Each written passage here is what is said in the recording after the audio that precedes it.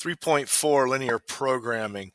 So we're going to get into kind of using all of the different pieces that we've learned here in chapter 3 with solving inequalities and graphing linear inequalities.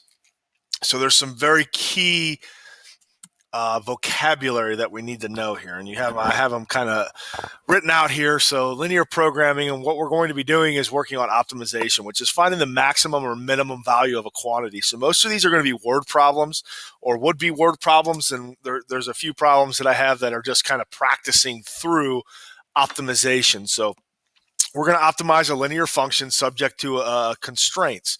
Okay, so that those constraints will be inequalities. In the word problems, you're going to be asked to find those. When you graph inequalities, you get what is considered a feasible region. So we're going to graph something, okay, that looks like this, and it's going to have a bunch of linear inequalities where we would shade, okay. So again, we would shade, and what I have here is whatever is shaded is considered the feasible region. So the feasible region is our solution to what we did in 3.3.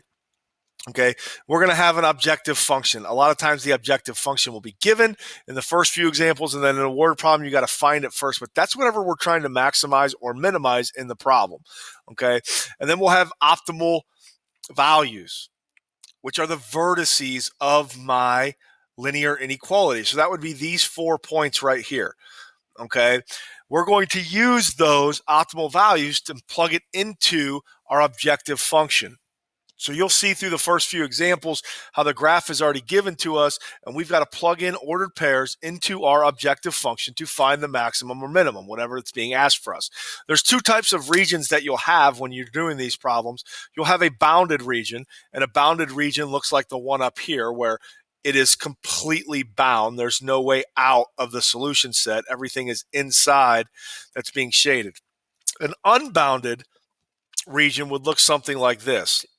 Okay, so let's say I have two lines that look like this, and my shaded region is everything above all of these lines, where this is my x-intercept and this is my y.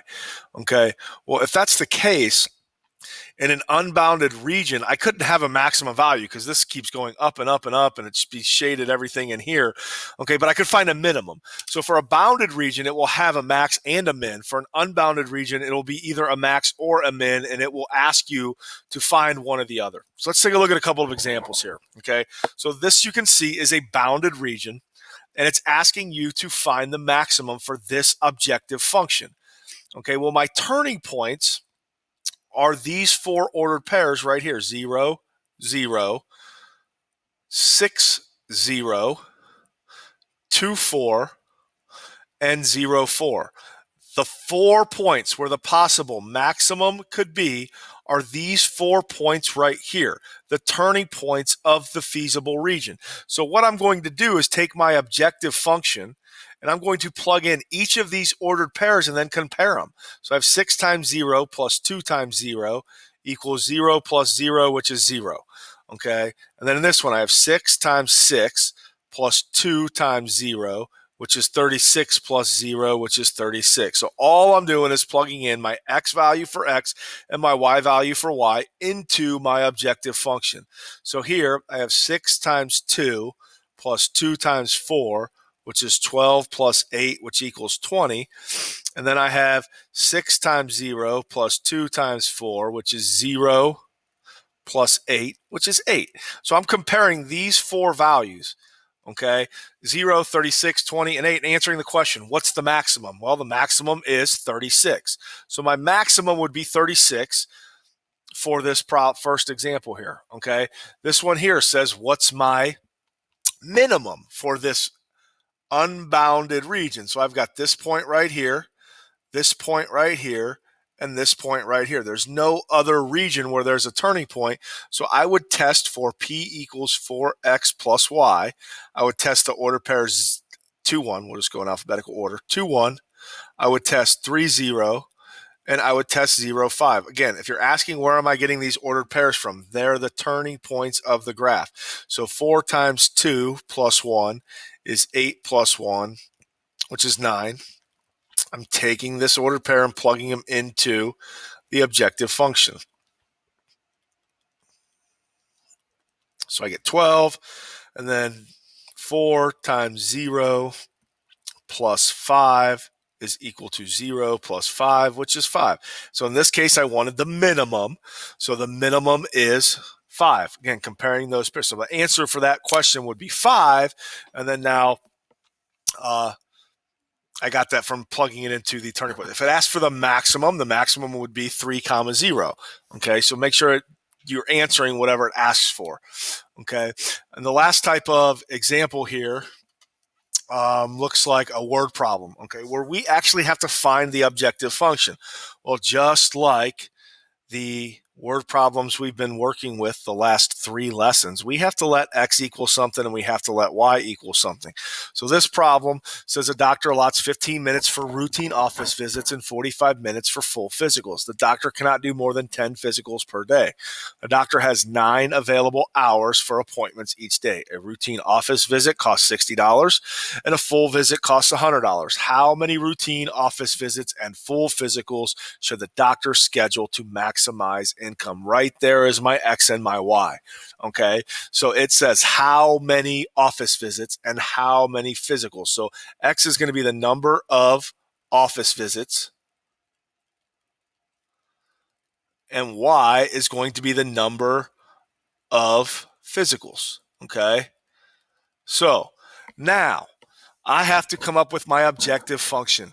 My objective function is what am I trying to maximize or minimize? I'm trying to maximize my income.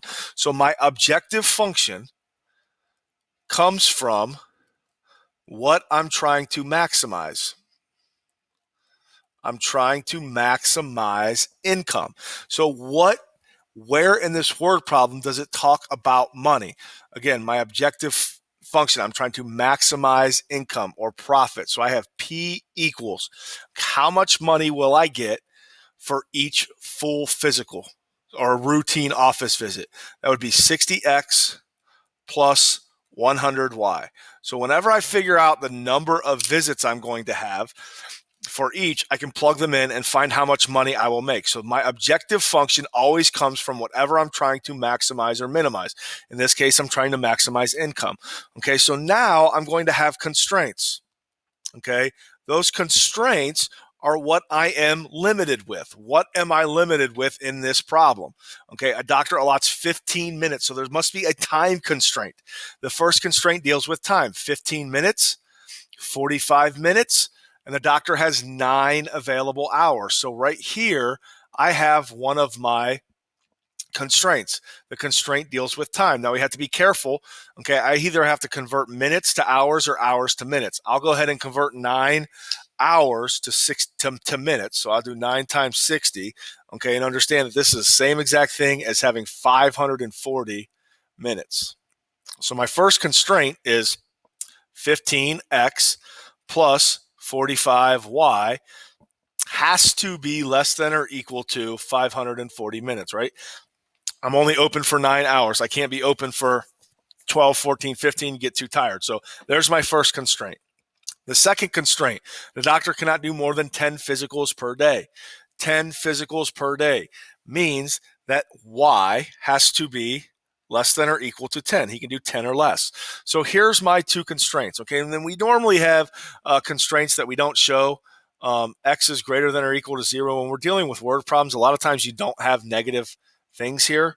So you're going to have a couple problems that don't have you actually answer the question, but they have you setting up the constraints and the objective function. So if we were to solve this problem, okay, and again, we could go to Desmos to do this. We would plug that into Desmos and find our turning points here to find the possible solutions. So I'm going to go ahead and do that just for time. But in the homework, all you're going to be asked to do is set up these constraints. Sometimes you only have to give 2. Sometimes you have to give 3. Sometimes you have to give 4. And you're also going to be asked to find the objective function. Okay, so we're not going to do a full problem in the homework. So I'm going to kind of stop here. But again, when you're writing the objective function, it comes from whatever you're trying to maximize or minimize. A lot of times the maximization is profit, or we're trying to minimize cost with something. So this is big time useful in the real world with companies and businesses. Okay, and then the constraints are what we're limited with. You'll have limits in the problem, and you have to set up your inequalities.